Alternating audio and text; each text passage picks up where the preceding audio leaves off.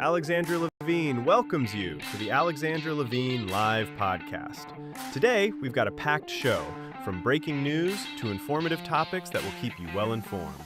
So, please click the subscribe button to get notified of her upcoming episodes. If you like what Alexandra talks about, then please share the Alexandra Levine Live to others. Alexandra also looks forward to your comments during this episode. Tonight's Alexandra Levine Live Podcast starts now.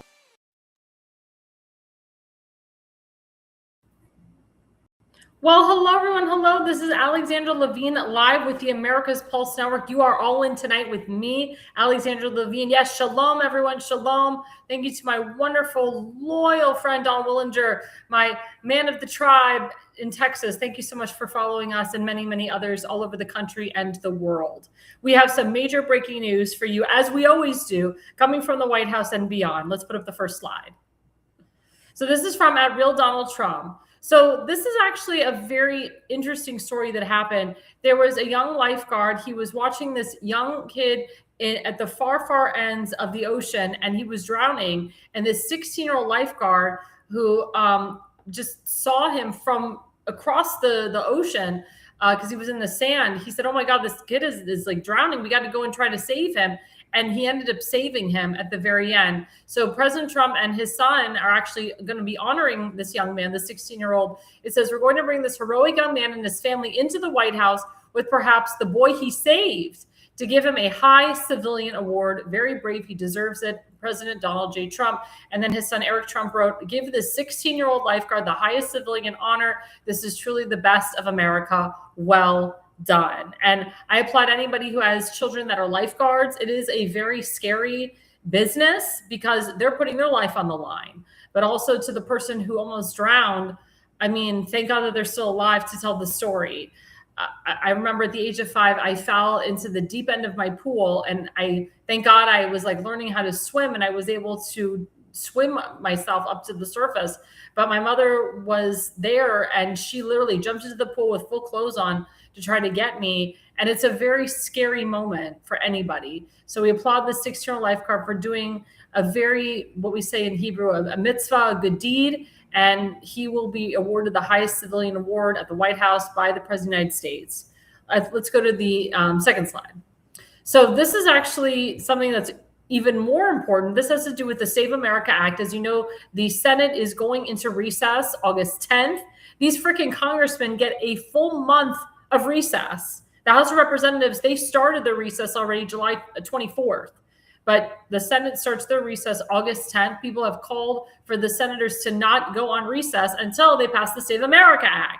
So unfortunately, you have idiots like Senator John Thune who's saying we don't have all the votes to pass the full Save America Act. So President Trump is trying to do with senators and the House of Representatives is to incorporate snippets of the Save America Act to be passed in budget resolution bills. It's sad that this has to happen, but this is the only way that the president can ram the Save America Act through. So Senator Ron Johnson from Wisconsin is working hard with Senate Republican leadership to adopt a budget resolution before the August recess. This is the first step towards getting as much of the Save America Act as possible in a budget bill, funding our troops and helping our farmers. I'm calling on the Senate to get this critical first step done before the August recess, which I said starts August 10th, which is next week or in a couple weeks. This resolution can be adopted at a simple majority threshold. Get it done. Thank you for your attention to this matter, President Donald J. Trump. And again, it's disgusting that the president has to go through this whole process. Why Senator Majority John Thune can't round up all of his senators to just vote a full Save America Act, which the House of Representatives is ready to pass. And they want to put it on President Trump's desk. He's ready to sign it into law. But unfortunately, this is the only way that we're going to get any part of the Save America Act in because we have an incompetent Senate Majority Leader. I remind my audience that it only takes 5 Senate Republicans to call to remove Senate Majority Leader John Thune and to have a, quote, vote for a new Senate Majority Leader. I think the reason why they haven't done it is they don't have the votes, which is pretty sad. But this is Senator John Thune, guys, Senate Majority Leader John Thune. He's stalling the full Save America Act bill, so they have to put snippets of it to get it passed. It's disgusting. I do applaud, Congressman Mike Johnson, Speaker of the House Mike Johnson, many other members of Congress for working to get parts of the Save America Act pushed through. And hopefully this will get pushed through before the August recess. Now we go into segment 1.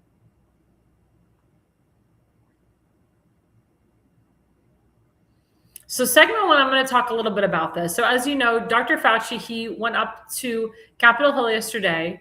He spoke in front of the Senate Judiciary Committee.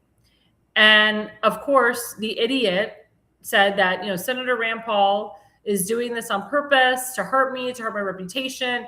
He's defaming me. He wants to catch me in perjury. He's obsessed with me. I have gone through this hearing after that hearing, congressional hearings, other hearings. I've answered every question alive about gain of function and so forth, and about COVID. And as my instruction by my dozen lawyers, more than a dozen lawyers that were there yesterday, I am going to plead the fifth and not answer any questions. Now, this guy was, quote, pardoned.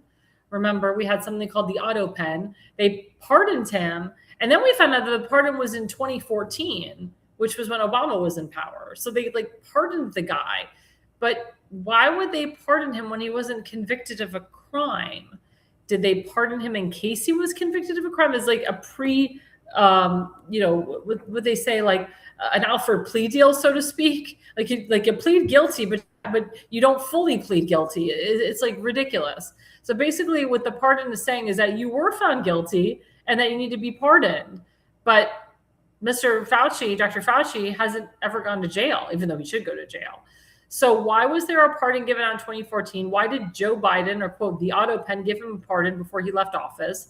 It's crazy. And the president has the power. President has the power to reverse the pardon. But because he is pardoned under the Constitution, he now has to. He was subpoenaed by Congress to answer questions. Apparently, his lawyers don't understand the Constitution, and Dr. Fauci doesn't either. He's pardoned from, quote, the crime. Therefore, he can talk about the, quote, crime that he committed, which we all know he committed massive crimes. I mean, he literally did everything he could to kill innocent Americans, to get rich, just like Senator Josh Hawley from Missouri said yesterday. And Senator Bernie Moreno from Ohio used some choice words against him, said, what the F do you think you were doing? And even said, look at the attorney that you have. This is the attorney for Bob Menendez. We know what happened with Bob Menendez. He said, if you have to get Bob Menendez's attorney, you must be in deep shit. But, I said on Facebook, and I actually got 1.3 thousand views on Facebook from this post. I said, arrest Dr. Fauci, stop with the dog and pony show. I mean, the Republicans, they just kept coming after him. They were trying to break him so that he would open up his silence and answer a question. Senator Bernie Moreno actually asked the audience if they've been hurt by the jab, if they almost lost their job because of the jab, or they did lose their job because of the jab, if they were called a racist for speaking ill of the jab, will you please stand up? And Fox News anchorwoman Laura Ingraham was behind Dr. Fauci. She stood up. And Bernie Moreno said, Dr. Fauci, can you turn around your seat? This is not a question. Can you turn around your seat and look at the people's lives that you affected? And he wouldn't even do that. And Bernie Moreno said, to his lawyers, I'm not asking him to answer a question, just to turn around in his seat and acknowledge the people's lives that he affected. And he wouldn't even do that. Dr. Fauci needs to be in jail. Dr. Fauci should not have left Capitol Hill with his head held up high. And then there's a picture of him hours later walking and jogging with his wife on the phone, frantic and freaking out. And actually, if you watch the video of Dr. Fauci giving his, quote, statement, his hands were like shaking because he was nervous. And everyone's like, doesn't that look like a guilty man? He knows he's guilty. He knows he screwed up. He knows that he went against the will of the people. And that also he was actually coercing a lot of hospitals and private facilities to push the COVID-19 vaccine, as well as remdesivir, which was hardly tested. It was like a brand new drug, which actually affects your kidneys and your lungs. He pushed Biden's team, I should say, to get rid of the monoclonal antibody to Regeneron, which is an antibody, which actually saves lives. And also, he refused to give prescriptions, or he wouldn't allow other doctors to give prescriptions of ivermectin, hydroxychloroquine, which has been proven to cure things such as malaria, parasital sicknesses, and flu, etc. I can tell you I had the opportunity to obtain ivermectin in 2020. I took it 2 years prophylactically before I got a bad case of COVID in 2022 for a month, but I didn't end up in a hospital. And I continued to take ivermectin and hydroxychloroquine as I had COVID. I had like the cough from hell, but I got through it. I got over it. And it was very hard for me to get the monoclonal antibody treatment. I was in Texas at the time. It was very hard to get it. And if I hadn't gotten it, I think I probably would have been dead. True story. I know I've talked about this a lot, but this is an important story. My grandfather was a World War II veteran. He served in the Philippines from the transition from the Air Corps to the Air Force in Manila for 5 years, working on B-52s, F-35s, which you see today. My grandfather used to describe how hot the airplanes were, how he had to strip out of his clothes and just literally just be in his underwear cleaning the airplanes because they were so freaking hot. But my grandfather was a very healthy man. He had a quadruple bypass at the age of 74. He had hernia surgery at the age of 76. But other than that, he was a pretty healthy guy. Never got pneumonia, never had anything bad. Didn't have kidney issues, didn't have heart issues, none of that. Was born very healthy. My grandfather was at a private facility in Sarasota, Florida called Aviva. My grandfather slipped in his shower and fell and had to get partial hip replacement surgery at the age of 98, which the doctor said to my mother, Debbie, you're very strong and your father is very strong. You guys have strong genes in your family. And if I didn't feel that your father was strong enough to have the surgery, I wouldn't let him do it. Or I wouldn't perform it on him. But he performed the surgery on my 98-year-old grandfather. And he was recovering in his rehab facility just fine. And then all of a sudden, my grandfather obtained COVID-19. He was the only one on the third floor that obtained COVID-19, which I thought was very strange. I thought my grandfather got a bunch of false positives. They kept saying, no, he's positive, he's positive, he's positive. So they closed off the entire floor. I couldn't even go see and visit my grandfather. Neither could my mother. And my grandfather's COVID kept going untreated day after day after day. It was like 5 days untreated. They said that my grandfather should take Mucinex and Robitussin. Well, the problem is because the COVID got untreated, it went into his lungs and he obtained pneumonia. Day 7, my grandfather still didn't have an antibiotic in his system. Finally, my mother said, you need to give my father an antibiotic. He's going to die from this. They did. Of course, it wasn't a strong antibiotic. It was amoxicillin, which wasn't strong enough. He should have been on doxycycline. I happened to be visiting my family that day in Florida. I saw my governor, Ron DeSantis, talking in Jacksonville, Florida, how he was opening up monoclonal antibody treatments because he had a great relationship with the owner of Regeneron, who was a donor to his campaign, his gubernatorial campaigns. And I said to my mom, this is what we need for Grandpa. We need to get him this treatment. This will save his life. Now, at the time, you only had between the first day and the 10th day of testing positive for COVID to be able to get the antibody treatment Regeneron. And my mother called the doctor, and the doctor said, oh, yeah, your father's a perfect candidate, but we have to go through infectious diseases. And it's a process. Well, let me tell you something. The process is what kills the people. Because what infectious diseases was doing is it was purposefully making sure that people that they knew needed it between the 1st and the 10th day didn't get it. That they were, quote, approved 2 weeks after they were tested positive for COVID, which means they weren't eligible to get it. And I told my mom, infectious diseases is screwing the people. So because of my personal relationship with my governor, because I worked on his campaign, his gubernatorial campaigns, I said, Mom, I'm going to personally write, email, and call Governor DeSantis. And I did. And he emailed and called my mother the next day. It was actually the Department of Health under Dr. Kenneth Shepke that called my mom and said, Debbie, what's up with your dad? What can we do for him? And my mom told him the whole story. He said, we're going to have a strike team sent to the rehab center where your father is.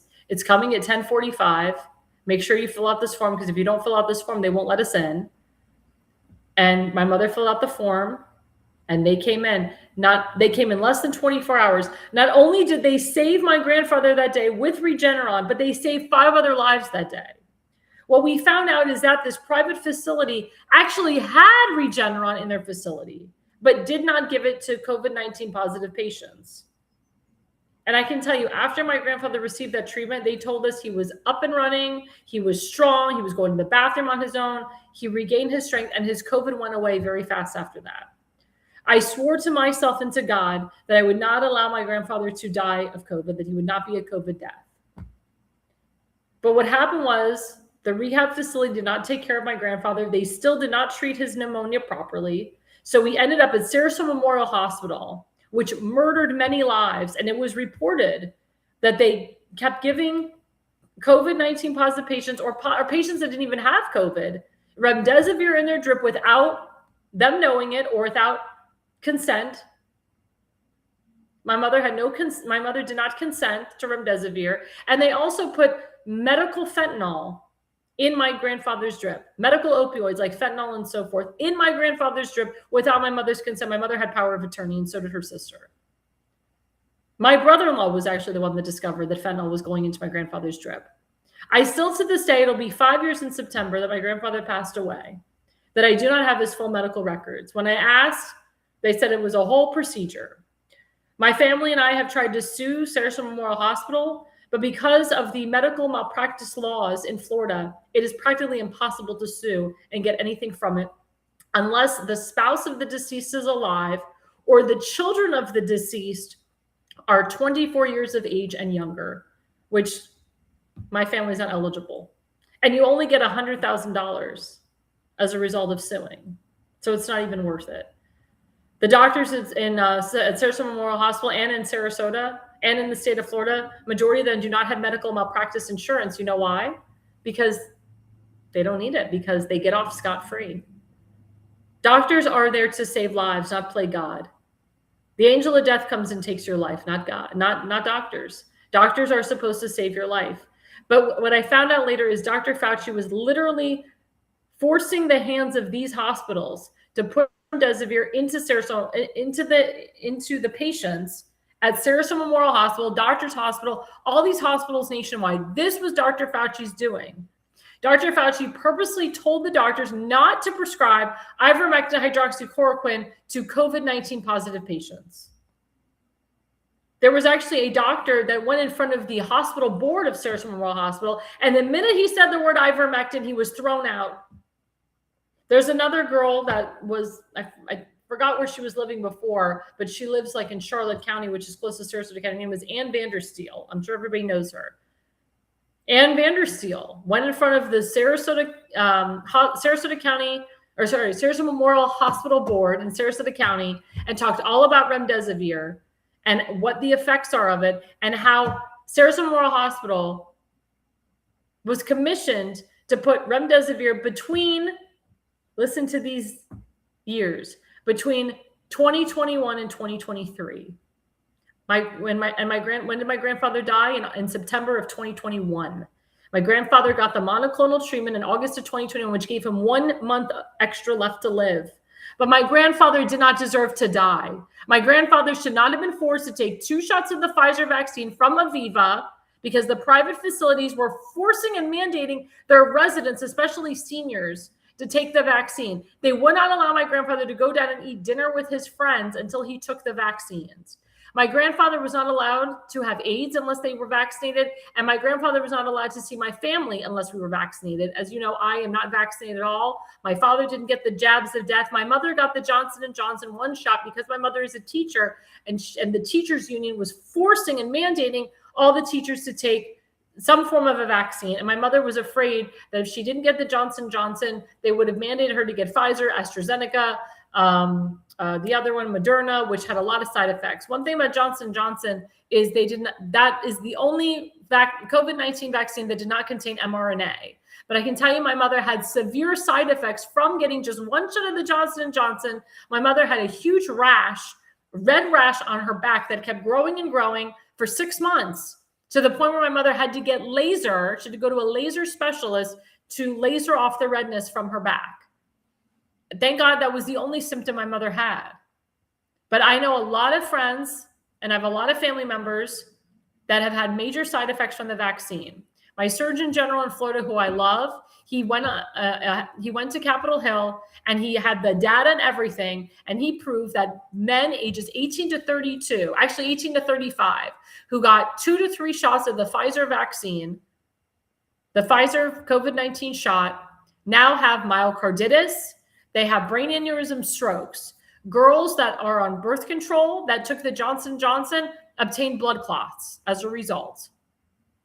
There was actually men ages 15 above who got the Johnson & Johnson vaccine who have Graves' disease, which means like they have like a tremor.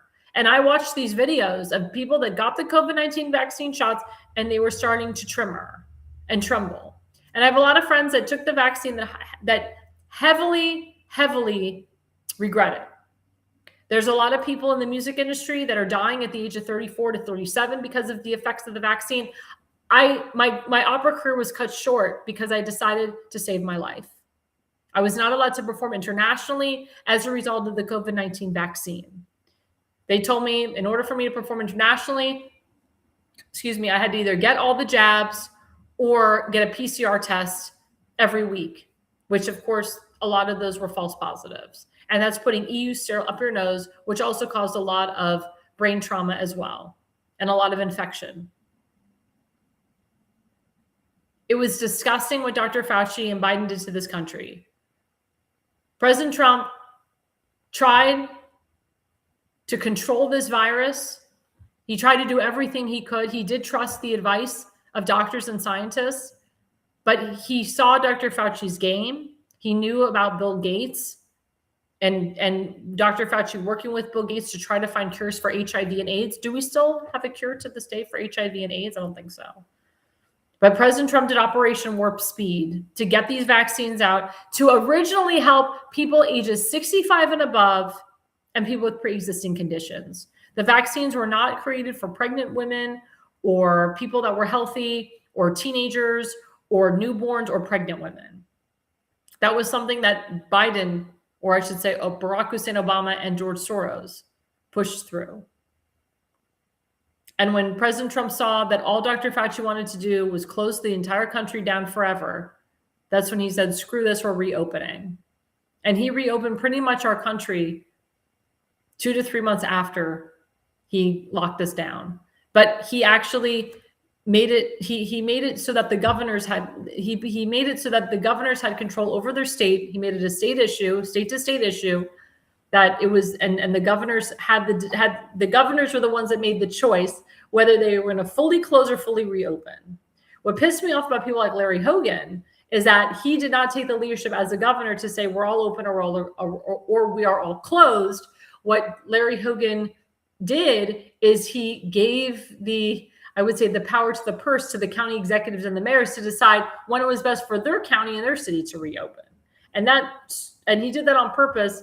So he didn't get the blame for his state not reopening fast enough. It took almost 3 years for the entire state of Maryland to fully reopen. Prince George's County was the last county to fully reopen. I was in Montgomery County. It took 3 years for Montgomery County to fully reopen.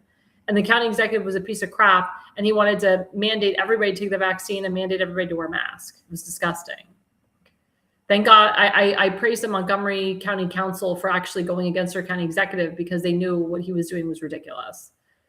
I personally, what it did is it showed which governors were sane and which governors were insane. And of course, all the Republican governors, they opened up their entire state much faster than liberal governors.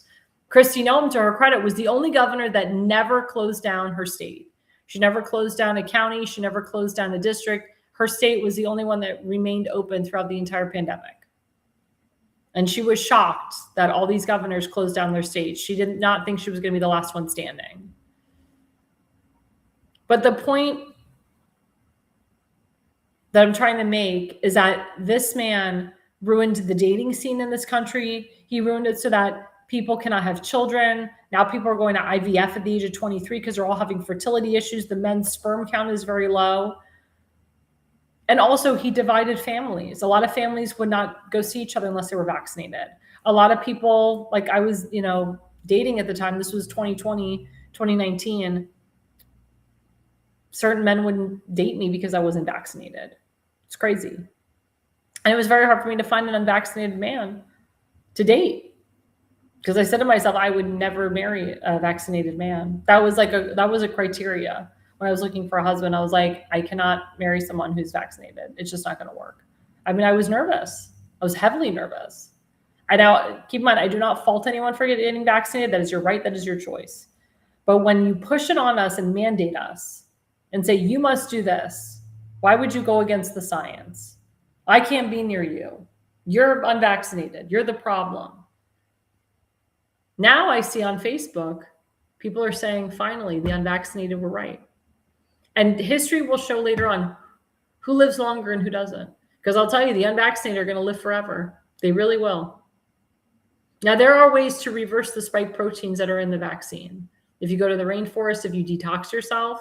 Also, I know in Israel, in the country of Israel, they actually created an antidote shot that you can take to reverse the spike proteins in the vaccine. I know Russia's working on some pretty powerful things too to reverse some of the side effects. So there are ways to reverse it. Also, they say the more you get COVID, the more it builds up your immune system. So you can kind of like flush away the spike proteins that are in the vaccine. But if you took more than 3 shots, I would be very concerned. As you all know, I'm in the insurance business. I have people that constantly ask me to write up a will for them. And these are young people, 20, 22, 23. I have people that ask me for life insurance at the age of 20 because they took 4, 5, 7 jabs and they're married with kids and they want to make sure that they leave their children with something because they're afraid they're going to die soon. I know people that died right after getting the first couple shots of the vaccines. This is real stuff, guys. Real stories. There's a big group on X called Died Suddenly. Before Elon Musk bought X, and it was Twitter, the former founder, I think his name was Jack, I'm blanking on his last name, he was heavily suppressing or banning anyone from saying anything bad about the vaccine. Remember, we were all censored. We were all called racist, Islamophobic, xenophobics. And actually, it came to the point where the federal government would come to your door to see if you were vaccinated or not. And if you weren't, they would literally put you on the ground in some countries and jab the vaccine in your arm. Also, people that were getting the flu shot, they found out that the COVID-19 vaccine was inside the flu shot. Then there was reports that there was remnants of AIDS and HIV in the COVID-19 vaccine shots. We're finding out shots like Gardasil, which is supposed to prevent all forms of herpes and STDs, which I found out it doesn't. It's 3 shots, has affected women in fertility. Thank God I never took that damn Gardasil. They wanted to use me as a prototype for it when it first came out. But the fact that they were pushing pregnant women to take the vaccine, something that's foreign, something that's unkosher. When you're pregnant, you're not supposed to take anything. And it affected a lot of pregnant women. A lot of pregnant women had miscarriages, or their children were born with birth defects. Or the children that are born are having birth defects now. People said, well, yesterday was vindication because the Republicans literally laid out the facts and called out the evils of what Dr. Fauci did. But I'm not vindicated at all. I don't feel vindicated at all. I will be vindicated when Dr. Fauci's in jail for what he did to my grandfather. I will be vindicated when he is no longer walking free. And then frickin' Andy Cohen, who was a producer on Bravo, he gave him a mazel. A mazel in Hebrew is like a good job, like mazel tov, or congrats, and saying he was a wonderful person, wonderful doctor, did so much. And he slammed the GOP senators. Giving Dr. Fauci a mazel tov for killing innocent lives. He is a murderer. And people are like, well, he's not actually a murderer because he didn't really kill. You know, he didn't actually administer it and kill people. But he did it in a way. He did it in a way that was so vicious. And he actually worked against President Trump to make sure that President Trump did not get back into that White House. He was the cause of the cheating of the 2020 election. I wholeheartedly believe that. wholeheartedly. But Dr. Fauci needs to be held accountable. He needs to go to jail. Now, Senator Rand Paul said he will hold him in contempt because he literally said 100 times he invoked his Fifth Amendment, which was against the Constitution when he did. He was pardoned. He was subpoenaed. He was supposed to answer questions. His frickin' lawyers were there trying to make sure he didn't trip up or say anything that would get him have a penalty of perjury. Or catch him on penalty of perjury. But I will never forget what that SOB did to my grandfather and to so many other lives. Let's put up the first slide. So this is from Senator Ron Johnson. So it talks about ivermectin and how wonderful it is. Ivermectin for COVID-19, it said 100 studies with 200,000 patients. It said ivermectin significantly lowers the risk for mortality, ventilation, ICU, hospitalization, recovery cases, and viral clearance. 52% lower risk in 54 RCTs, 47% lower mortality in 53 studies. COVID-19 ivermectin studies, this was July of this year. And if you can see it, it shows you prophylactics. When people took it prophylactically, I can't read that. I think it's 54%. 54% of people that took it prophylactically, myself, didn't have any bad risks. Remember how the doctor said, oh, it's a horse dewormer. It's going to turn you into a horse. This doesn't work. Ivermectin got the Nobel Peace Prize in 2015. They're now finding studies are now coming out, and RFK Jr. is proving this, and he's working with the FDA and the CDC to prove that ivermectin actually reduces the risk of stage 4 cancer. Instead of taking freaking chemo and radiation, if you have cancer, stage 4, take ivermectin. I'm a big proponent of it. If you have stage 4 cancer, whether it's pancreatic cancer, breast cancer, lung cancer, take ivermectin. If you have an infection, if you have a cold, take ivermectin. It does work. It is not a horse pill. Again, these freaking doctors, they know that it works. And you know what the sick part is that illegals that were coming into our country, into the Biden administration, guess what? All those people got COVID-19. They came in this country from Mexico to Texas, infected our country with this damn virus, and they got ivermectin. They actually were greeted with little packages of ivermectin and hydroxychloroquine. Illegals were allowed to take it. Illegals took it. No, legal citizens were not allowed to take it, but legal citizens were. Legal citizens were not allowed to take it, but illegals were, which are not citizens. Unfreaking believable. That's the truth, guys. This is not opinion. These are facts. And if you are one of my viewers that has experienced a bad or had a bad incident where you had COVID and you really needed this medication and your doctor denied you, I want to know. Congressman Andy Harris is an anesthesiologist. He had patients that wanted ivermectin and he wrote a prescription for it. And guess what? The health board in Maryland, the Department of Health in Maryland, they tried to revoke Congressman Andy Harris's medical license. Now, why does he still have a medical license? Or not medical license, I'm sorry, PhD. Why does he still have a PhD? Why don't they get rid of his PhD? Why don't they get rid of his degree? Why don't they get rid of his medical license? Why don't they revoke it? I don't understand. Why is this guy still licensed to practice medicine? Unheard of. But people that called out ivermectin, hydroxychloroquine, they threatened their degrees. They called their universities and told them, get rid of the person's PhD or MD. Disgusting. Other people's medical licenses were revoked for telling the truth. My friend, Dr. Simone Gold, was caught up with January 6th and ended up in jail. She's part of the American Frontline Doctors. She saved many lives. American Frontline Doctors saved a lot of people's lives. I can tell you nowadays you can still get ivermectin. There's a website called allfamilypharmacy.com, which has actually been promoted by Sean Hannity, Glenn Beck, Mark Levin. I go to that website, allfamilypharmacy.com, and you can get ivermectin and hydroxychloroquine. They offer it to you. And it's real doctors that give you the okay for getting it and obtaining it. And you can get refills too. Let's put up the next slide.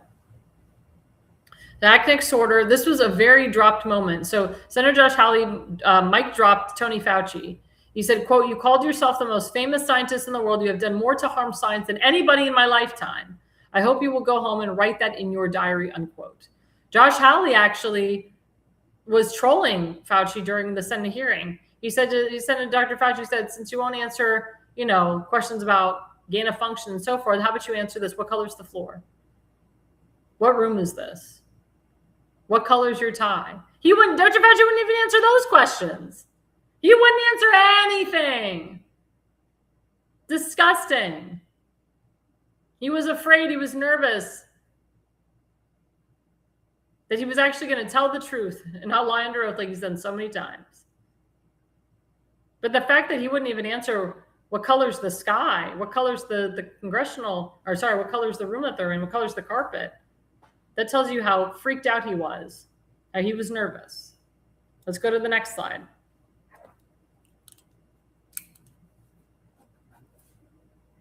At Bill Brindley, Dr. Fauci just fumed that Rand Paul released his private diary entries because they're, quote, embarrassing and could contribute to his prosecution. Fauci looks panicked.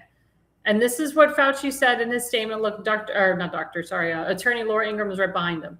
He said, quote, "Given Senator Paul's obvious obsession with calling for my prosecution, his repeated slanderous comments about me, and recently his publicly releasing my unredacted personal diary aimed at embarrassing and intimidating me, the only conclusion I can reach is that the sole reason he is calling me before the committee is to get me to say something, anything, that could vindicate his repeated public pledges that I end up, in his words, quote, behind bars, unquote."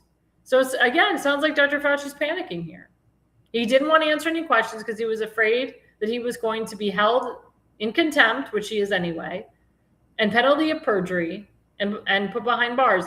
Dr. Fauci should not have left the Senate yesterday. He should have been put behind bars. Again, the fact that he's walking free makes me sick. My question to my audience is anything going to happen to this guy? Is he going to end up in jail? Or is it just going to be Senate hearing after Senate hearing after Senate hearing? Honestly, I don't think this will be I don't think there'll be a continuation of the Senate hearings. If I was the Senate, I would just stop subpoenaing these people. Stop subpoenaing these murderers, these criminals. It does nothing. It's a dog and pony show. My friend Newton has said this many times. Do the action. Don't put them on display and give them attention. Don't give them likes and clicks. Just arrest their asses. Arrest them at 3 o'clock in the morning, 2 o'clock in the morning. Federal government needs to go in there and clean house and put these people behind bars. We have seen nobody behind bars that have hurt our country and that tried to hurt Donald Trump. The American people are impatient and we are waiting to see action. Let's put up the next slide. So President Trump wrote this on his Truth Social the other day. He said, "Many more people died of COVID under the Biden administration than under the Trump administration." I said this earlier. Quote, "Operation Warp Speed was a spectacular success. In fact, many say one of the most successful things ever done by an American president because it was so fast. I overrode Fauci on this. His ideas were crazy. Also, I said from the beginning that the virus came from the Wuhan laboratory in China. Fauci strongly disagreed, always trying to protect China. I inherited Fauci, who was there since the 1980s, but with each passing day, relied less and less on him. He made too many bad calls, like on masks. Remember at the beginning, he was an anti-masker. He then switched to a super masker. In any event, I didn't let him shut the country down, although he wanted to. I went the Federalist way and let the governors decide. The Republican governors did a much better job than the Democrats, which is true. Fauci was largely taken out of play, and then along came sleepy Joe Biden, who made Fauci a, quote, king. I called Biden to tell him Fauci was no good, either didn't have a clue or was dishonest. The call was well received, but sadly not acted on. Biden went on to give Fauci vast destructive power. The rest is history. President Trump. Biden, quote, Joe Biden, he mandated majority of people to take the jab. He mandated federal workers. He mandated people that worked in hospitals and people that worked in the ER. He mandated young people. He mandated pregnant women. He mandated newborns. I mean, it got to the point where you couldn't go to school unless you were COVID-19 vaccinated. You couldn't get on an airplane. It almost got to the point where they were going to mandate people you couldn't get on an airplane unless you were vaccinated. They mandated us to wear masks on airplanes. Remember that crap? Federal law. I have to wear a mask on an airplane. Did it work? No. It got to the point where they were going to fully mandate everybody. It was disgusting. And then people were like myself, got a religious exemption, and people got medical exemptions. And guess what? They wouldn't count them. They wouldn't accept them. In the state of West Virginia now, the Department of Health under a Republican governor is telling everyone that we don't care if you have a medical or religious exemption, we won't accept it. You must be fully vaccinated to start school. This is the Department of Health overriding the governor who wrote it into executive order stating that we're not going to have kids mandated to take vaccines to come to school. Again, some people are allergic to certain things.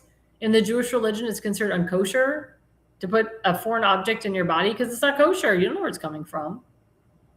It's really disgusting that this is happening in our country and that it happened in our country. But now things are more open. Now we're not mandated to take the jabs. But God forbid, if a Democrat gets into power, we want to make sure this never happens again. And let's put up the last slide. So this is very interesting, which I love. RFK Jr. says Fauci blocked ivermectin, hydroxychloroquine because admitting they worked would have made COVID vaccine emergency authorization illegal. Look at that. Remember about the COVID vaccine emergency authorization? Remember that crap? Because Fauci blocked the two main things that helped.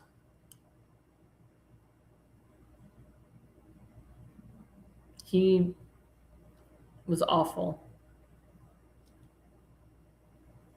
If he wouldn't have admitted they helped, that COVID vaccine emergency authorization would have been deemed illegal. Everything he did was illegal. That's why he should be in jail. But the reason I went along with this segment is because this is near and dear to my heart. I feel bad for the people that died from the vaccine. I feel bad for the people that are affected by the vaccine.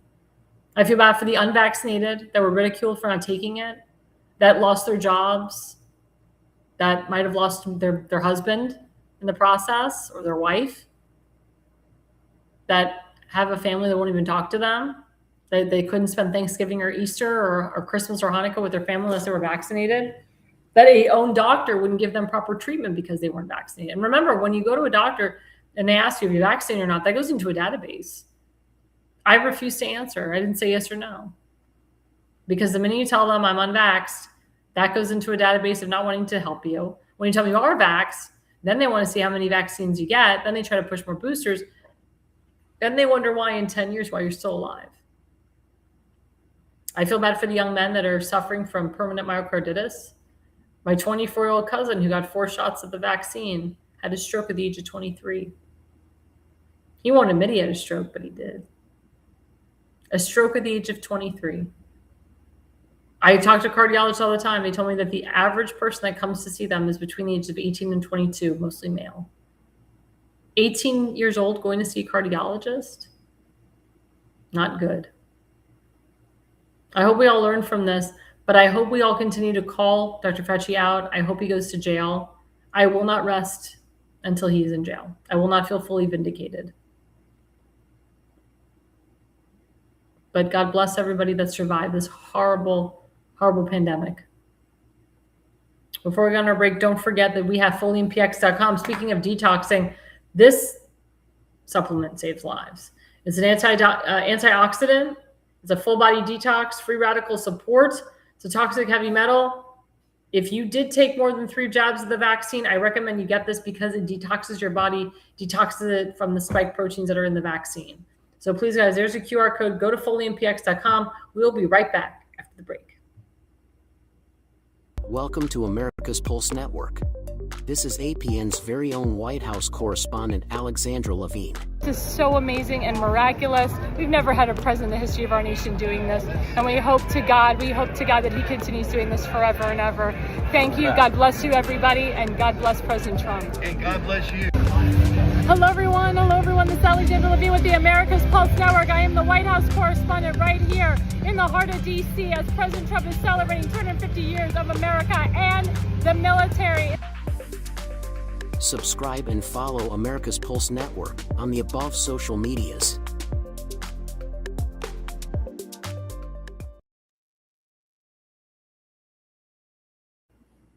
Well, thanks for sticking with us, guys. I'm Alexandra Levine, live with the America's Pulse Network. We are currently live on about 15 different channels, including Rumble, True Social, TikTok, Substack, Parler, YouTube, X, you name it, we're on Facebook. Please go on our website, americaspulsenetwork.com. You'll watch me live. If you're interested in being a podcaster, please fill out the application. We are taking applications now, especially going into the fall, where it's going to get a lot of news and we're in election mode. And this is the time to be alive. This is the time to be a podcaster. If you're interested in sponsoring my show or the Pulse or the entire network, or maybe 2 shows at once, please go to americaspulsenetwork.com. You can fill out the sponsorship form, and it's a whole process, but we would love to have you as a sponsor, and we would love to have you as a podcaster and be part of our team. I also would like to thank our viewers right now, my friend Donna Willinger, who's been commenting all night, and others. I have a lot of friends that do watch our show that don't comment from all over the country and the world. Thank you guys so much. We really appreciate it. We wouldn't be here without you. So I really appreciate our viewers. Don't forget to like and subscribe. The more you subscribe, the more we can be on. So thank you so much. Now we're going into segment 2, paying respects. Let's put up the first slide. So when I say paying respects, so of course, as you know, Senator Lindsey Graham, he had a memorial service in the Rotunda in DC, and he was just recently buried in his hometown of South Carolina. But who came to pay the respects? The first one was this guy, President Zelensky. As you know, Zelensky actually was the one that saw Senator Graham 2 days before he died. Actually, Senator Graham had just come back from Ukraine. As you know, one of the biggest things that Senator Graham was trying to do was bring the peace between Ukraine and Russia. He hated Russia, but he wanted to bring peace to that region. He wanted us to stop that war, and he wanted to work with Zelensky as much as possible. And of course, he went to see Zelensky, and unfortunately, he died like 2 days after that trip, or day after that trip. So President Trump wrote, "Great honor to meet with President Zelensky of Ukraine. Many things were discussed. The meeting went very well. President Donald John Trump." And it's interesting because Zelensky actually had an interview with Laura Loomer recently, and she talked about that fatal moment where he came to the Oval Office and there was some tumult. There was like a brouhaha between him, J.D. Vance, and Trump. And of course, everybody commented on the fact that Zelensky didn't wear a suit. And Zelensky said, we've evolved from then, we've evolved. Like, we're not, we're grown men. At the end of the day, we shook hands, we forgave each other. And he actually admitted that he was wrong, that I'm trying to think of the word. First of all, he wasn't in a good position to talk the way that he talked. He just sat there and listened. I agree with President Trump there. He didn't have the cards, but also he was very mature that day too. And now to see his maturity kind of come out a little bit, like each day, Zelensky's becoming more mature. Now he can sit down with President Trump and have a civil conversation with him. But it takes a man like Trump to call him out. And I've had to call people out that think they're up here and they're really not. And sometimes you have to take a guy down a couple notches and take them back to reality to realize you're not as up here as you think. A lot of people, I have to give this advice: take the ego down a little bit. I don't want to hear that you've been in business for 24 years. I don't want to hear that you are doing $1 million deals. I don't want to hear that you wrote all these books and that your name is in lights. Well, I've never heard of you. I don't want to hear you're a multimillionaire. To me, that is very arrogant. To me, half of it's BS, because you have to tell people how much you make and and what type of client you work with. That's usually BS. If you have to bloviate like that and be arrogant, you're usually a BS artist. But what Trump did is he took this bloviating, arrogant ass, and he actually took him down to the level that he's supposed to be, to the point where Zelensky was like, you know what, Trump, you're right. You know what, Laura Loomer, Trump was right. I was in over my head. I did talk out of my butt. I was too arrogant. Because Zelensky knows at the end of the day he needs Trump. All these leaders know at the end of the day they need Trump. And again, when you need someone, when you need help, you don't act like a know-it-all. Remember, President Trump is a billionaire. He's built $1 billion industry. His daughter's a billionaire. She's built her own industry. Her husband's a billionaire. He built his industry. So for Zelensky to act like he's the SHIT, he's not. And it's actually good to see President Trump get along with these leaders. I mean, President Trump always did. But to see Zelensky kiss his ass is such a beautiful thing. Such a beautiful thing. Let's put up the next slide. So this, of course, touched my heart because this is the 8th time that Prime Minister Netanyahu has visited the United States since President Trump's been president. It's historic. Netanyahu is, he's got the record for seeing President Trump the most since President Trump was reinaugurated. And as you know, President Trump does have a very strong relationship with the Prime Minister of Israel. We must support our ally. We must work hand in hand with our ally. And Lindsey Graham was a big supporter of Israel, big supporter of Netanyahu. And Netanyahu, he came not only to talk about Iran, but also to pay respects to his friend.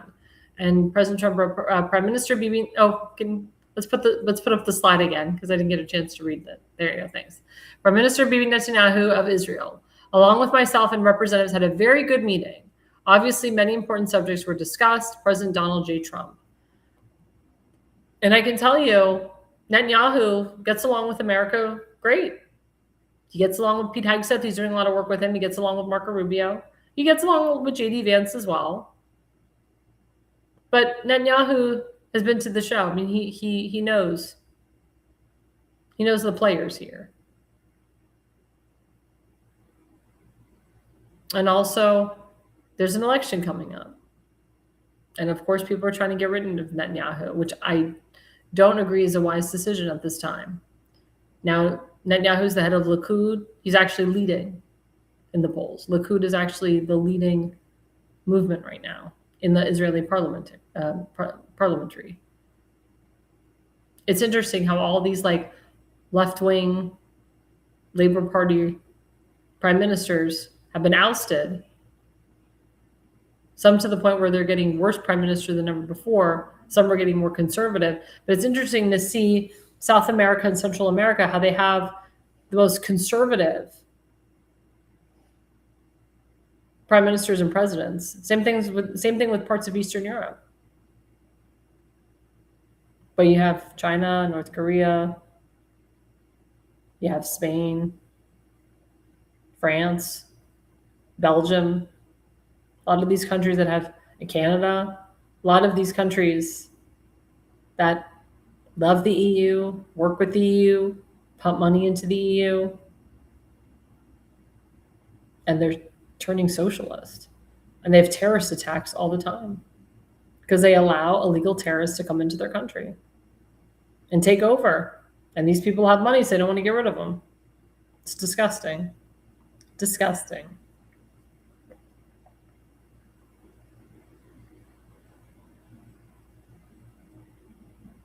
But I did want to say that the death of Lindsey Graham did bring a lot of people together. You see foreign leaders coming for him. So it was a way not only for these foreign leaders to pay respects to Lindsey Graham, but a way for President Trump to finish, or to make sure he finishes where Lindsey was ending, to pounce on what Lindsey was trying to do things in Lindsey's honor, but also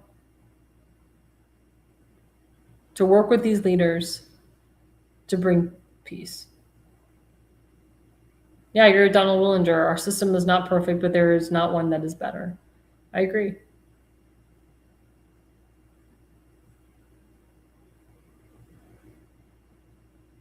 And as you know, Darlene Graham, Lindsey Graham's sister, she took on the role as interim senator, and she's actually running to take on her late brother's position permanently, which, in my opinion,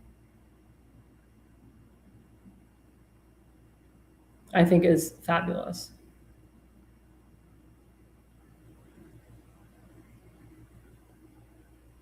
What a beautiful, beautiful thing to do. To keep it in the family, but it's legacy. .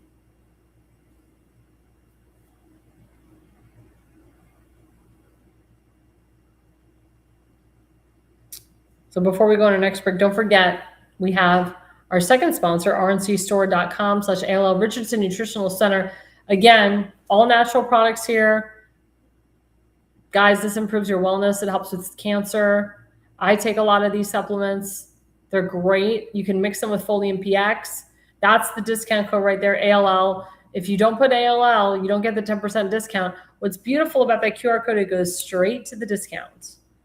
So you don't even have to type in ALL if you use that QR code. It goes straight to the discount. And of course, the more you spend, the more money you get off. But please, guys, this is a very important website. We have to cleanse the body, cleanse the skin, get some energy back in there. Operation World Without Cancer.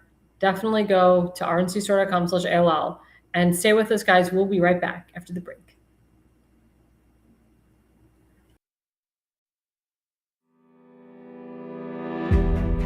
Hi, I'm Alexandra Levine. I'm a professional opera singer, actress, TV, and radio personality. Since 2015, I've been a volunteer, a field director, and a campaign manager, learning the ins and outs of the political world. That's why I became a political consultant. My job is to lead you to victory with organization, structure, and the mindset of winning for your district or state. With my guidance and direction, I can keep you focused on the things that matter to the people and advise you on key issues that need to be addressed. If you're a serious candidate that is serious about winning, then book a consultation with me today. Go to levineconsulting.co. You'll be happy you did.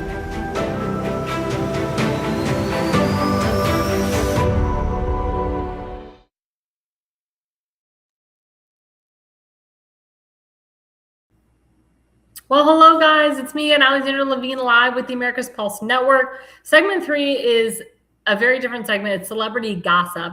So I was on the Pulse last night with my friend Seth Eisenberg of the Conservative Corner, who hosted, and he gave like kind of this very similar thing to what I'm going to do, where he like puts up slides and then like we talk about it. And it's just really stupid, silly things. So these are some things in the news that maybe you guys haven't touched on or haven't seen, or it's been overshadowed by other things going on in the news. So excuse me. So let's put up the first slide.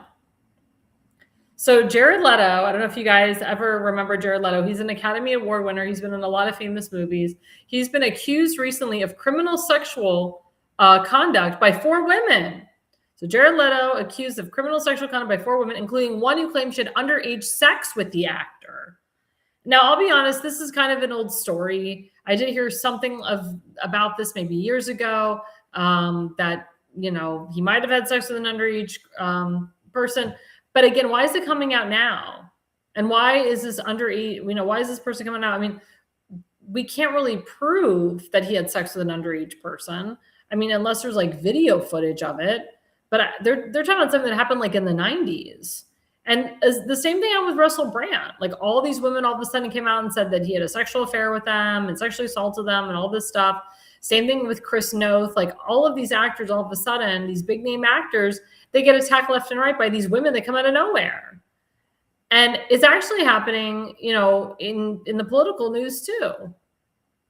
But I mean, I'll be honest with you, Graham Plattner really did what those women said that he did. I can't speak for Jared Leto here.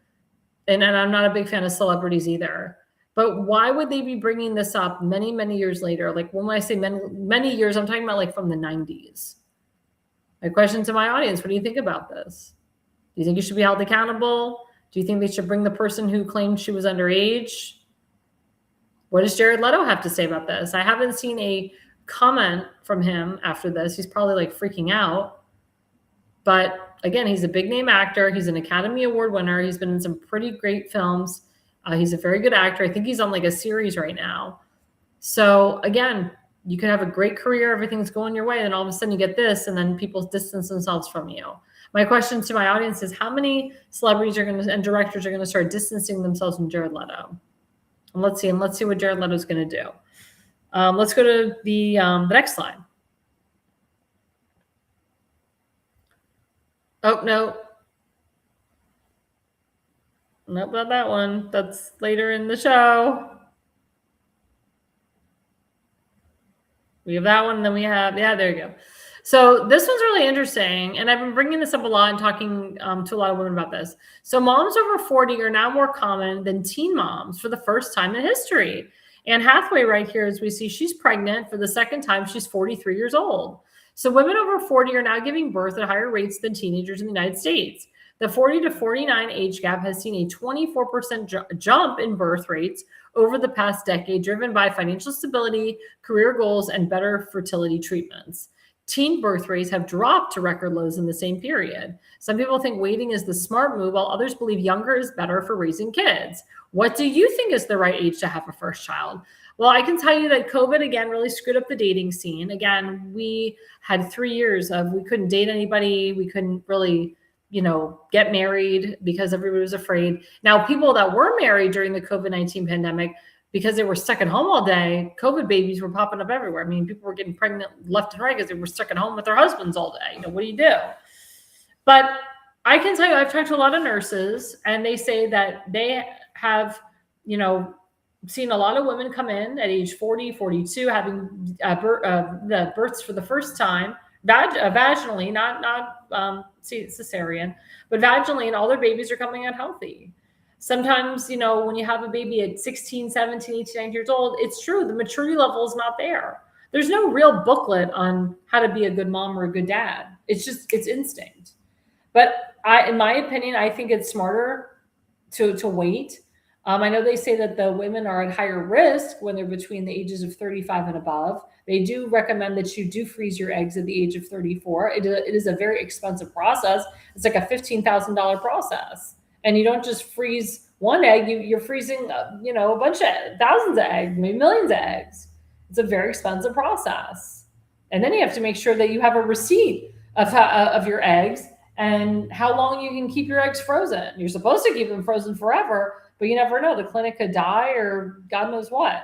I know a lot of people that froze their eggs and their sperm before they took the vaccines. So when they would go to have a child, their child would not be, of a vaccinated, sperm or vaccinated, woman. But I know a lot of friends that are having their first and second child at the age of 43, 45. People are having twins at 48 for the first time, and their babies are perfectly healthy. So again, my question to my audience, do you recommend waiting till you're later to have kids, or should you have kids at a younger age? They do say it is easier to get back into your figure when you have kids at a younger age. It is harder when you're older and you're trying to get back into your figure. I don't recommend gaining 40, 50, 60, 70 pounds when you have a baby like some of these mothers do, and these crazy ass doctors tell you to do that. You really should only gain about 20 to 25 pounds each child. Now, if you're having twins or triplets, that's a whole different thing. But you really shouldn't gain above 30 pounds because you're gonna become pre-diabetic or get diabetes. And again, it's your body. Like, it's very hard to take off the weight, especially if you're older. I do recommend if you're 40 years old trying to have a baby to try to, you want to be trim before you have that baby. You don't want to be 160 pounds having your first baby because then you'll be 180 pounds or 190 pounds when you're pregnant. And that weight is really hard to take off. So in my opinion, it's to the person's discretion. But I do believe that if you are a young person and if you found your soulmate and you're dating and, you should not have this mentality, well, I'm young, I don't really need to get married now, or I'm young, I don't really need to have kids. And I talk to 23 to 25-year-olds all the time. And I tell them, look, in a blink of an eye, you'll be 30. Another blink of an eye, you'll be 35. Another blink of an eye, you'll be 40 with no children. If you want to have children, if you're one of those people who want to have children, you want to do it naturally without IVF and fertility treatments and all this crap, you want to do it naturally, the younger you have children, the better it is. If you're 40 years old and your spouse, you're healthy and your spouse is healthy, try to do it the natural way. I also recommend that you and your spouse do get tested before you get married. Get tested for everything. Get tested to make sure that you don't have fibrosis, that you don't have cysts on the ovaries. Get your man's sperm checked. Make sure that his sperm is normal, because what we're finding right now is a lot of men, especially that live in the northern area, have very low testosterone. And if you are married to a man or dating a guy that took the vaccine, chances are his sperm count is very low. So it's very important to get the sperm count and to check to see if the sperm is normal or abnormal. And there's many different ways now. I mean, the medical field is very advanced on how to have babies. And I know people that do adoption and then they end up pregnant 2 years later, a year later. I know people that have babies through a surrogate and then they end up having their own kids. But the biggest, I would say the biggest deterrent for not getting pregnant is stress. The more stress you have, the least likely to get pregnant. You got to relax. You have to relax. You have to be stress-free. Your environment has to be stress-free. You can't drink a lot when you're trying to get pregnant. You can't be on a lot. You actually, I found out you should take, or it's actually helpful to take GLP-1s when you are trying to have a baby. I know some doctors will tell you no, but GLP-1s actually make you more fertile, especially if you're older. The only thing about GLP-1s is once you get off of them, it's, you got to get back on them right away or you'll gain all the weight back. So it's that up and down, up and down. And you can take GLP-1 supplements. You don't have to take the injections, even though the injections do work faster. And they say it's better to take tirzepatide than Ozempic. Ozempic has a lot of freaking side effects, but they're both semaglutides. But like I said, if you're really interested in having a child and you're dating someone, you're 25, don't wait till you're 35. Don't wait till you're 40. It will be harder. The sooner you do it, the sooner you get married, the sooner you have kids, the better. Don't worry about the money thing. I know everyone's like, oh my God, I have to be a millionaire. Money comes and goes. You can be rich one day, poor the next. You can be poor one day and rich the next. That's the problem too in society, is that people feel they have to be millionaires or multimillionaires or have children. That's not the case. Or none of us would have children. Not everyone is a millionaire, multimillionaire, billionaire. It doesn't work that way. When you have children, it propels you to do better in life. It propels you to succeed more because you want your children to succeed. You don't want to see your children suffer. Especially if you, the parent, grew up in a household that you never suffered.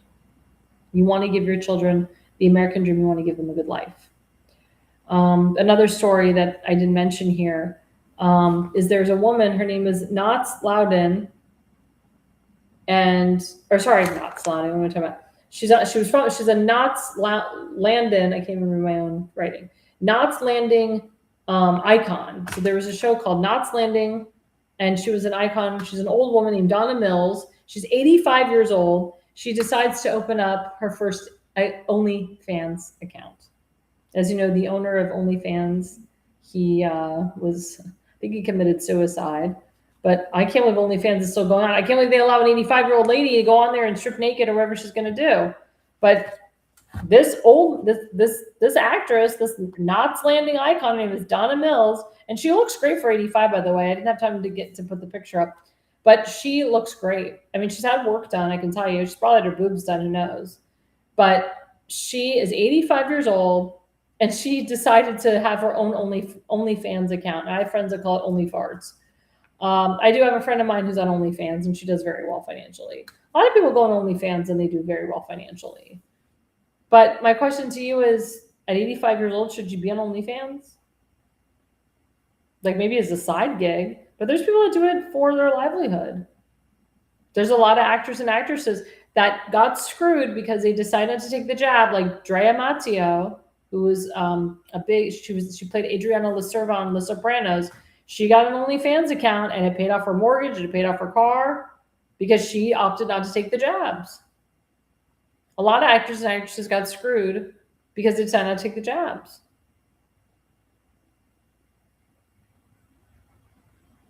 A lot of singers got screwed because they decided to take the jabs.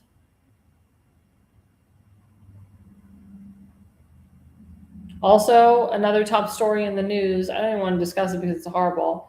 So there's a congressman here in Ohio who I like a lot. His name is Max Miller. He's Jewish. Does a lot for the Jewish people. He's in a very conservative area. He's the incumbent. And I think there's like 2 or 3 people running against him. He was married to the U.S. Senator Bernie Moreno's eldest daughter. Her name is Emily Moreno. They got divorced recently. I think their divorce was finalized a year ago. They have a 2-year-old child together. And now Emily Moreno is coming out and accusing her husband, she's done it before, of domestic abuse and assault while they were married. She accused him of throwing hot water on her, assaulting their daughter, physically abusing her. And I'm like, why is this happening? Why are the Democrats stooping so low to rehash this and bring this up again? Now, I don't know if Emily Moreno personally came out with a recent statement about how she was abused from her husband or ex-husband. But I mean, if I was Bernie Moreno, I'd try to shut the crap down. We want to keep Max Miller in there. We don't want to give that seat up to the Democrats. We don't want him to lose his primary. If he is, I think he's being primaried now. But the alternative is awful. The alternative is really bad. Why are the Democrats throwing this at him? It's a terrible Democrat tactic. And if his ex-wife is a part of this, shame on her. You got your divorce. Maybe you felt you didn't get enough money from the divorce. I know you don't have full custody of your daughter. If that's something you're trying to obtain, and throwing this shade out will get you to obtain full custody of your daughter. I mean, that's what an appeals court is for. Why throw out your dirty laundry to the country, to the nation? Now, I don't know what happened behind closed doors. It sounds like they had a very bad fight, and Mr. Miller probably didn't control himself. Maybe he didn't mean to throw the hot water at her. Maybe he just meant to, like, sounds to me like there was a kettle on the stove, and the tea was going, it was ready to, it was boiling, and then he just took the tea from the stove and threw the water and accidentally hit her. I don't know, I wasn't there. But like I said, I've met Max Miller, very cordial man to me. I don't like it when people get divorced. Sad. Like the end of an era, end of something beautiful or special. Because like you think about like walking down the aisle and all the money that you spent for the wedding and the pictures and the wedding videos, and you can't share it because you're not married anymore. Hopefully Max Miller will find another woman if he so desires. And hopefully Emily Moreno will find a man that I guess she appreciates or supports more. But for this to be brought up, and the election's in November. I know, what am I talking about? Like, oh God, my brain, because I'm thinking Florida. He already won the primary. He is the Republican nominee. And he is the incumbent. So yeah, they're trying to throw the kitchen sink at him in November or for November, and it's disgusting. It's disgusting that they would throw this. Why are they trying to get rid of him? Why are they trying to get him out of Congress? Not a smart move. Not a smart move at all. So let's go to the next slide. There we go. So this has been circulating around. So of course, I know both of these men very well. Congressman Brandon Gill is from Texas. He's a young guy. He's one of the youngest guys in Congress. I think he's like not even 30 years old, or maybe he is in his early 30s. He's married to Dinesh D'Souza's daughter. So he's Dinesh D'Souza, the famous filmmaker's son-in-law. And as you know, Dinesh D'Souza is great conservative, kicks butt, loves Israel, supports the Jewish people. Brandon Gill is doing everything he can to get Congresswoman Ilhan Omar and all these damn Somalis out of our country. He doesn't believe that, she came here legally, and we all know she married her brother. He's got all these Somalians out of our country. And he's up and coming. He is constantly on TV. He constantly fights for his constituents, the American people of Texas and beyond. And I totally support this ticket. I'm not a big fan of J.D. Vance as I am Marco Rubio. Marco Rubio is seasonal. He's been there. I know a lot of people think he's a rhino because he said he formed the Gang of Eight or he was a part of the Gang of Eight. But I can tell you, Marco Rubio does not support amnesty for illegals. I can tell you that. But Marco Rubio is one of the most pro-Israel senators I've ever seen in my lifetime, and the most pro-Israel Secretary of State we've ever had. And when you want to be the president of the United States, you have to support our biggest ally, Israel. We can't have a J.D. Vance who flip-flops or supports the vision of the alt-right of our party. I'm sorry. But my question to my audience, Donald Willinger likes the idea, but to everyone else, do you support a Rubio-Gill 2028 ticket? Make America America again? Now, a lot of people were saying that maybe Don Jr. will run, maybe Eric Trump will run. How does everybody feel of the president's children running for president? I know Don Jr. wants it real bad. I wouldn't be surprised if Barron Trump won. Not won. Well, yeah, won. but ran in 2044 and won. I think Barron Trump will have the last word out of everybody. I've always said that. Because of what happened to him. He was completely ridiculed and destroyed, or he has been, by the Democrats and the Iranian regime. They've threatened Barron's life so many times. But I think this would be a really good ticket. I like this. I like this circulating. I'm going to continue to circulate it. It's funny because I have a friend in Maryland, and his name is Brandon Gill, and he's Tim's friend actually, and we put up like memes with him next to Marco Rubio and so forth. And I always say, "Oh, we got Congressman Brandon Gill with us," and his name is really Brandon Gill. It's spelled the same way too. But it's hysterical that, you know, people are talking about the 2020 election. We're still not even done with these midterms. In my opinion, I would stop talking about 2028 and focus on 2026, because at this point, we don't even know if we're going to win the House of Representatives again. Because if the House of Representatives goes to Hakeem Jeffries, we're screwed. They'll impeach President Trump, and guess what? The Senate will probably vote to get rid of him too, because they, quote, don't have the votes to keep President Trump. And Senator Johnson will do everything he can to get rid of Trump because he hates him, but he hates him. I'm telling you, he hates him. So let's go to the final slide of gossip news. So this is disgusting. So the Mexican president, Claudia, who's Jewish, by the way, announced that she formally recognizes Palestine as a state. This is a Jewish Mexican president. She's got Jews that live in Mexico, and she's formally recognizing Palestine as a state. Now, can people tell me where Palestine is on a map? Please show me, because I don't know. What's the capital of Palestine? According to Rashida Tlaib, we have Palestine. According to the Squad, we have Palestine. Palestinian people, they think they have a Palestine. But where the hell is it on a map? What's the capital? Who's the prime minister of Palestine? Who's the president of Palestine? Doesn't exist. This is disgusting that a Jewish Mexican president would formally recognize this. That's why I say all the time, hashtag not my Jew, hashtag not a true Jew, hashtag not a real Jew. I've been saying that for years. My Jexter organization, we started that. Hashtag not my Jew. This woman does not represent the Jewish people. If I was a Jew living in Mexico, I would leave, or I would force her hand and get her out, remove her from office, have her removed from office. For her to recognize that Palestine is a state when we all know it's not. How she is turning, or how she's trying to turn Mexico into a socialist country, into a country that recognizes terrorism.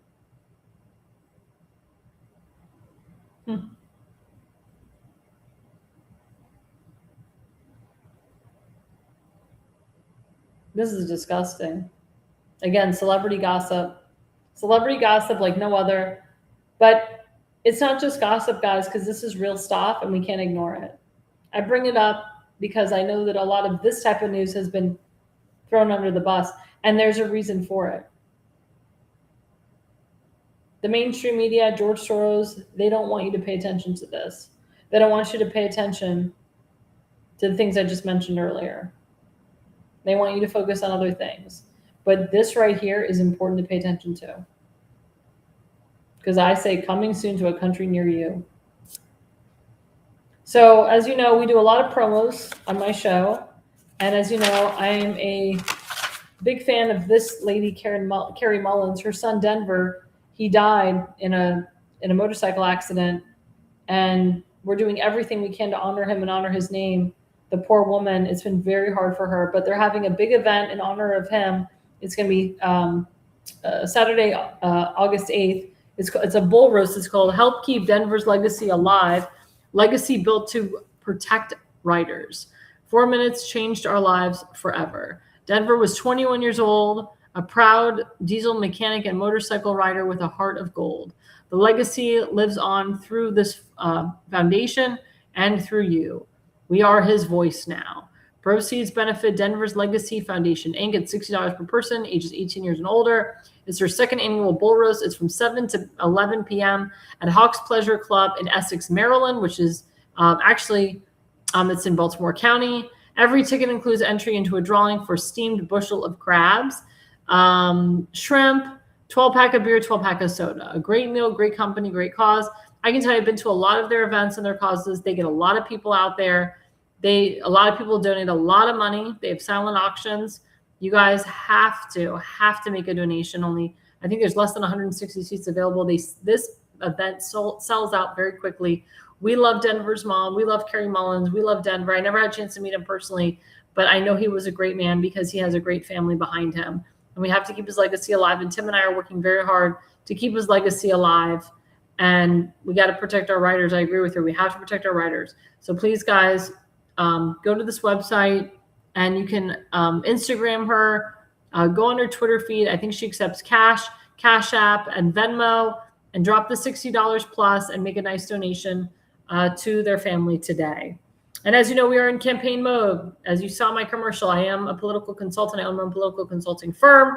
And one of my clients and friends and colleagues is Republican nominee for Baltimore County Council, District number 9, Tim Fazenbaker. He is having a huge event as a thank you event to everyone who has helped him with his primary win, as well as volunteers who we want to give back to you, and also business owners. He's going to have a lot of business owners at his function. So please, guys, go to this QR code. It's timfazenbaker.com. Excuse me. I've been drinking a lot of seltzer, and it's making me burp. Go use the QR code, guys, today and donate. You can donate to $6,000. That is the maximum. And let's put up the QR code for the event, David Sherrod. There you go. Tim Fazenbaker for District 9. We have tiers. The general admission is $56. Then we have multiple sponsors. The Reagan sponsor is $106. We have the presidential sponsor, which is $6,000. And then we have a sponsor tier in between, which is $2,500. That's on Eventbrite. But if you click on that QR code, it takes you directly to Eventbrite. The event is Thursday, August 6th from 5:30 to 7:30 at the Fountain at Drug City. So the event is inside of Drug City. You go up a flight of stairs, and it's in a very intimate private room. We actually had an event similar in 2022, and it was awesome. It was a packed house. It seats about 25 to 50 people comfortably. And it's just it's going to be a very small, intimate moment, a thank you moment, and also thank you to the business owners as well for helping and supporting Tim and getting him over the hurdle. And there will be some elected officials there as well, and some people running for office. So please, guys, you want to come. This is in the Dundalk area in Maryland. I'll be there. A lot of people that have been on my show will be on there. A lot of people that we promote will be on there. So please, guys, make it your business to go. And if you can't go, make a donation anyway. If you don't live in the area, or if you're going to be away on vacation, click on that QR code, make a donation to Tim, not just on his event, but for his campaign period. And then, of course, we have my friend Julie Spivey Perry, who is running for CD10 in Virginia, congressional seat. This is a seat that is in a purple district. I don't even know her other opponents. Nobody does. She's got the RNC of Virginia behind her. She's got Virginia caucus behind her, Virginia GOP. She's got a lot of people in the Republican Party there behind her. She's an American First girl. Please, guys, donate to her. Put her in office. She's currently in early voting right now. And we got to get her. I mean, her primary election is August 4th, so it's coming up. So if you haven't gone and early voted for her, we wanted to big to rig. She's running a grassroots campaign. Please go and support her, vote for her. If you do a mail-in ballot, do a mail-in ballot for her too. And then don't forget, Republican nominee for U.S. Senate, our friend Justin Murphy. He has been all over the place. I will be interviewing him on this show August 27th, so you don't want to miss that interview. We're also featuring we're broadcasting his town hall live on August 13th, which is a Thursday. So I will be off that night. I'll be off the 6th of August and the 13th of August.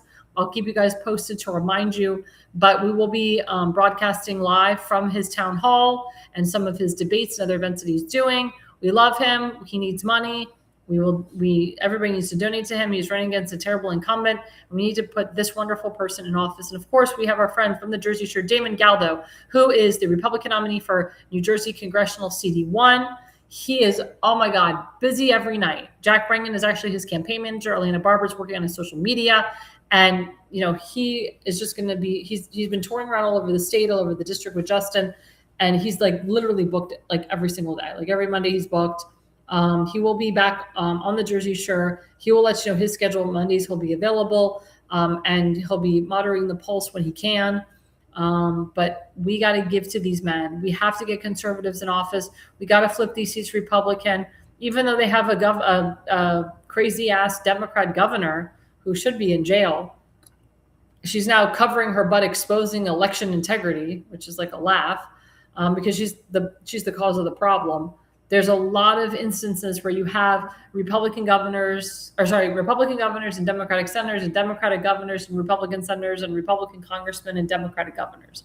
So we got to put the right people in office, guys. We got to flip these seats. Make sure you donate to Damon Galdo and watch the show, The Jersey Shore, Monday nights from 8 to 9 p.m. Also, don't forget, we do have The Pulse every Wednesday night from 8 to 9:30.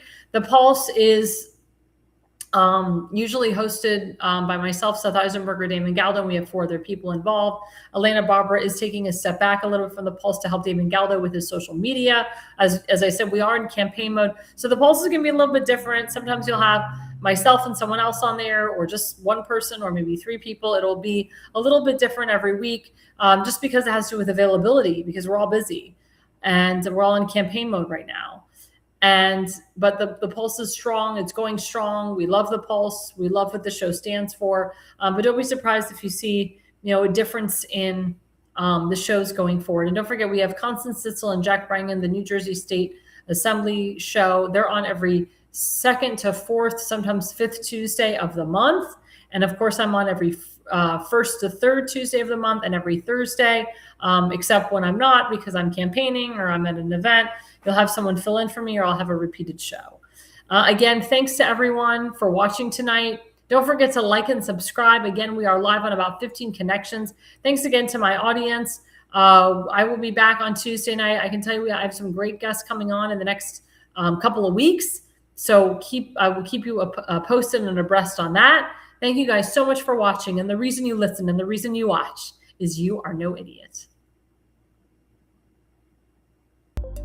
America's Pulse Network. The mainstream media is bought and paid for. The truth is twisted to fit their agenda. But America is waking up, because podcasts are the future for trusted media. Welcome to the America's Pulse Network. It is a network built by patriots that upholds the Constitution. The America's Pulse Network stands for God, truth, and the America First movement. There is no corporate propaganda, no government spin, just real news, real talk, and real voices fighting for faith, freedom, and the future of this great nation with common sense. Here are some of America's Pulse Network podcasts. Alexandra Levine Live, hosted by Alexandra Levine. Jersey Shore Podcast, hosted by Damon Galdo. The Conservative Corner, hosted by Seth Eisenberg. APN's The Pulse, hosted by Alexandra, Damon, Elena, and Seth. So tune into America's Pulse Network on the following social media platforms: X/Twitter, Rumble, Truth Social, Parler, Facebook, and YouTube. Join the revolution, because the pulse of America beats for God and country.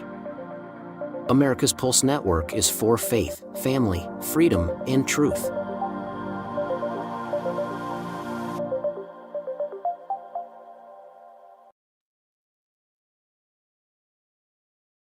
Alexandra, thanks you for watching tonight's Alexandra Levine Live podcast. See you at the next packed show, from breaking news to informative topics that will keep you informed. So please click the subscribe button to get notified for upcoming episodes. If you like what the Alexandra talked about, then share the Alexandra Levine Live podcast with others. Alexandra also looks forward to seeing you on the next upcoming episode.